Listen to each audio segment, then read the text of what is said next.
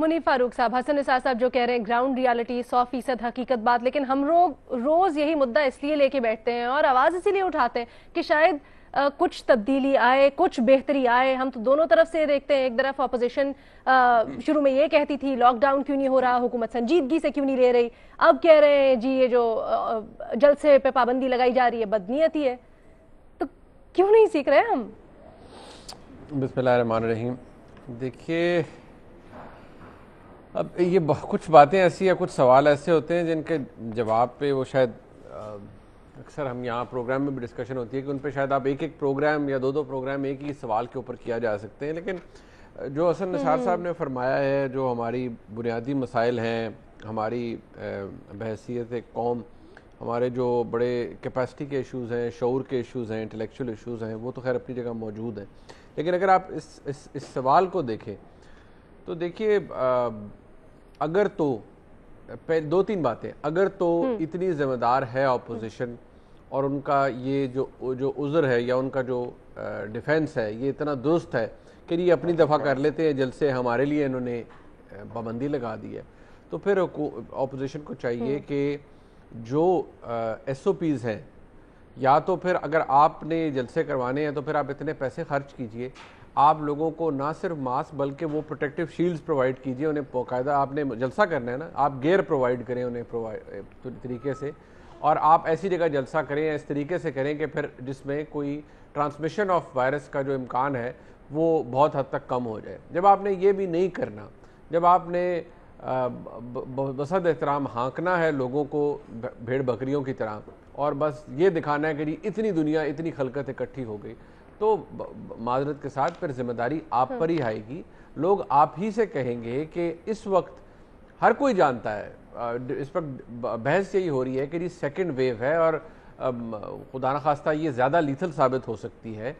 آپ کا سیاسی بیانیہ اس کے اندر وزن ہے نہیں ہے، اس پہ سوال وہ درست ہے نہیں ہے، اس پہ وہ ایک بات کی بات ہے. لیکن کچھ زیادہ امپورٹنٹ ایشوز ہوتے ہیں نا جن کو ایڈریس کرنا پڑتا ہے. میرے نزدیک بحیثیت ایک کامن پاکستانی کی یہ زیادہ امپورٹنٹ ایشو ہے لوگوں کی صحت کا. اب آج جو لوگ جلسے میں موجود تھے، ایک تو میں یہ عرض کروں گا کہ اپوزیشن کا تو بنتا ہی ہے معاملہ، ان کے اوپر تو ذمہ داری ڈلتی ہے، وہ اس سے بری ذمہ نہیں ہو سکتے. دوسرا مسئلہ یہ بھی تو ہے کہ بحیثیت قوم ہمارا جو اپنی ہم کتنے ویل سکولڈ یا کتنے ویل بیہیوڈ ہیں ان ٹوٹیلٹی، وہ اس کا بھی تو ایشو ہے. اس کا بھی تو ایشو ہے. اچھا منیب، مجھے یہ چیز بتائیے گا، ایک رائے پائی جا رہی ہے یا آ رہی ہے کہ جی یہ جو سب کچھ ہو رہا ہے، یہ جلسے نہ منسوخ کرنے کی کال ہے، یہ سوچی سمجھی ایک پلاننگ ہے اور شاید اس طرف حکومت کو لے جایا جا رہا ہے، پش کیا جا رہا ہے کہ لاک ڈاؤن ہو، معیشت پر اثر پڑے اور پھر اپوزیشن کا مدعا سٹرونگ ہو. اس میں کچھ حقیقت دیکھتے ہیں آپ؟ دیکھیے یہ بہت دور کی کوئی اس کے اندر کوئی تانا بانا جوڑنے کی کوشش کی گئی ہے. میں نہیں سمجھتا کہ اس چیز کو جوڑا جا سکتا ہے کہ یہ مجبور ہو جائے. دیکھیں جلسوں سے ہمیں نہیں پتا ٹرانسمیشن ریٹ میں کتنا اضافہ ہوگا، کتنی جلدی وہ ملٹیپلائی کرے گی، کتنے مینی فولڈز وہ ملٹیپلائی کرے گی اور بڑھ جائے گا وائرس یا اس کا سپریڈ بڑھ جائے گا.